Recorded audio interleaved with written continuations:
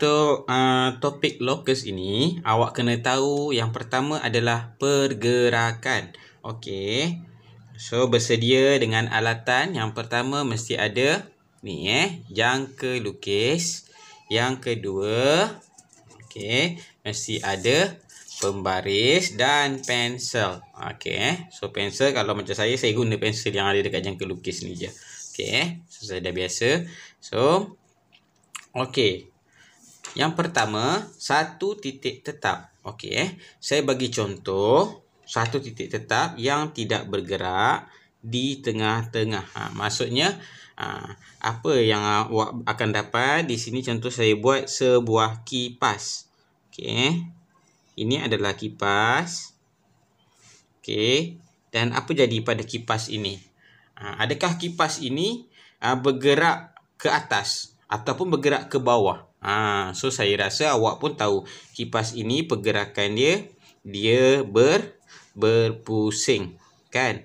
So dia akan membentuk sebuah bulatan. Sebab itu untuk satu titik tetap dia menghasilkan bulatan pada titik tetap itu. Okey, itu yang pertama. Okey, so contoh. Ini adalah contoh soalan. Okey.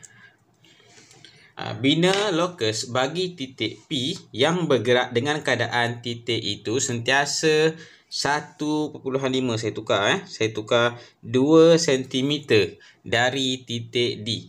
Okey, so dari titik D. Okey, dia menghasilkan bulatan.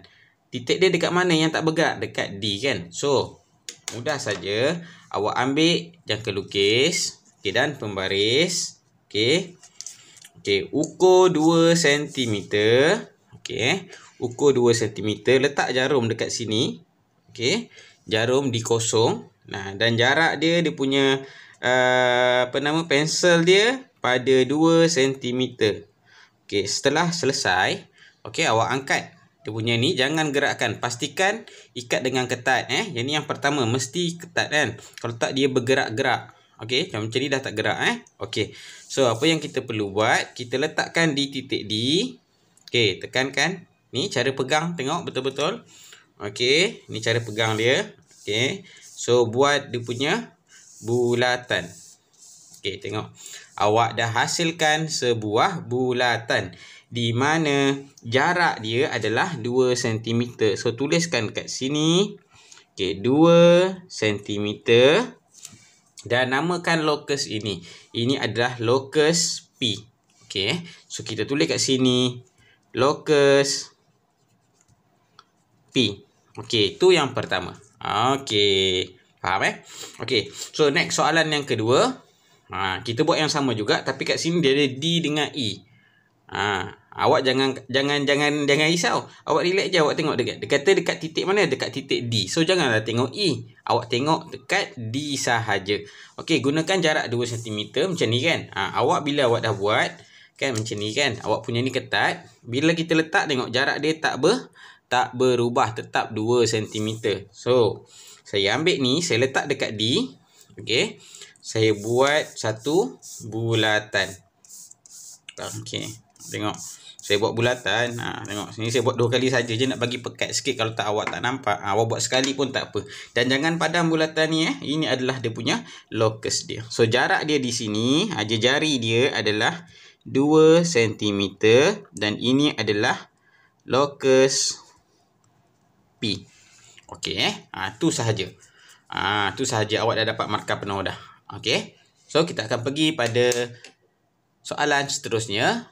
Kalau ini satu titik, kita akan pergi pada 2 titik.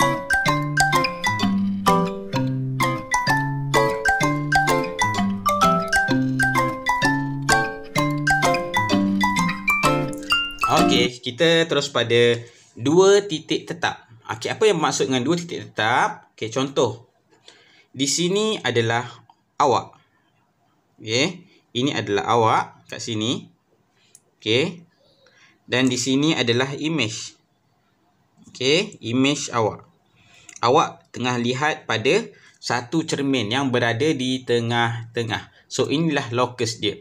So, jarak dia mestilah sama. Jarak ni mesti sama. Jarak sini, kalau sini 1 meter, sini pun mesti 1 meter. Contoh macam tu.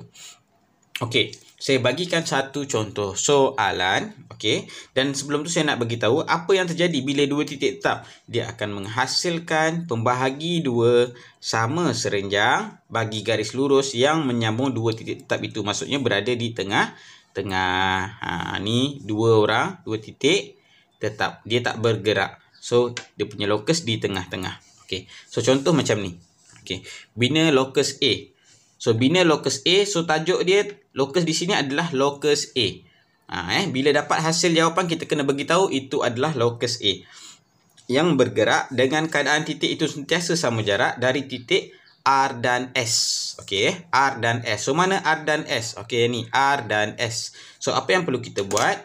Gunakan jangka lukis awak. Okey. Okey, macam mana kita nak setting jangka lukis? Ni S kan? Okey, ni S. Okey, kita kecilkan sikit. Kecilkan sikit yang tu je. Jangan sampai separuh. Kecilkan sikit je. Okey. So, kita buat bulatan separuh saja macam ni. Okey. Dekat R. Okey. Ni letak pada R. Dia punya jarum dia. Pusingkan. Lepas tu, jangan ubah apa-apa. Kita pergi pada S pula. Kita letak pada S. Kita bulatkan juga.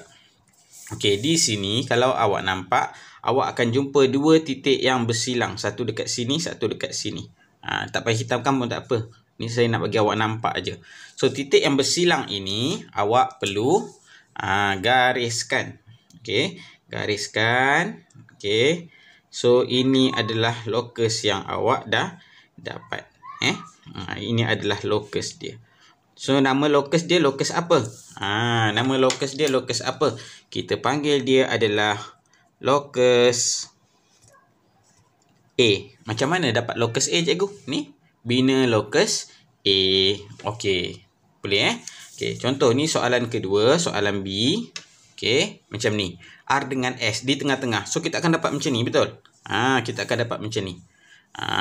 Lokus dia. So, macam mana kita nak buat lokus dia? Cara yang sama. Okey, awak tengok Saya letakkan di R, titik dia di R. Okey, saya bukakan. Okey, ni S, saya kecilkan sikit. Macam tu je. Okey. So, saya buat satu separuh bulatan macam ni. Lepas tu saya ambil lagi. Saya letak dekat S pula. R dah selesai, kita buat dekat S. Separuh bulatan. Okey, sampailah kita dapat dia punya persilangan. Dan persilangan ni, kalau awak dapat jalan kerja ni, ini adalah jalan kerja tau. Untuk lokus jalan kerja dia yang ni. So, jangan padam. So, awak akan nampak dua persilangan yang awak buat tadi. So, awak gariskan, awak akan nampak garisan yang berserenjang antara garis R dan S. Garis je panjang, tak apa, tak ada masalah. Salah ke, tak salah ke, awak kena yakin. Bila awak dah buat jalan kerja yang macam ni, awak kena yakin. Janji awak ikut arahan, awak dengar, awak faham, awak ikut sahaja, insyaAllah. Jawapan awak betul. So, yang ini kita panggil sebagai lokus apa ni? Lokus A. Okey, lokus A. So, inilah yang kedua, iaitu dua titik tetap. Dia menghasilkan garisan serenjang. Macam ni, serenjang. Bawah ni, serenjang. Okey, kita pergi pada yang ketiga. Next subtopic. Okey, bye.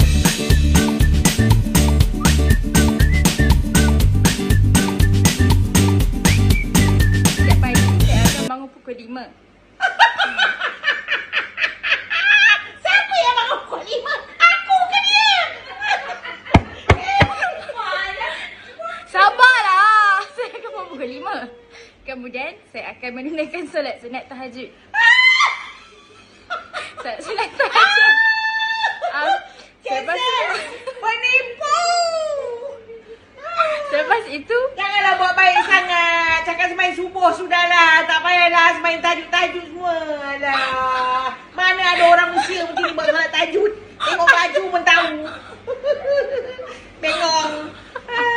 Cakap tu solat subuh. Lepas tu pukul 6.30 pagi saya bangun untuk mengerjakan solat subuh. kemudian saya akan menyiapkan sarapan untuk keluarga saya. Allah ambil nyawa ya Allah. Pembohong. Allah ya Allah. Kemudian saya akan Saya akan buat senaman ringan. Penipu. Aduh. Aduh. Alah. Nah. Lebih lawak daripada Snimiam Puja Lapuk. Ma, sabar. Tepat pukul 11 saya akan pastikan kain tersidai. Kain tersidai.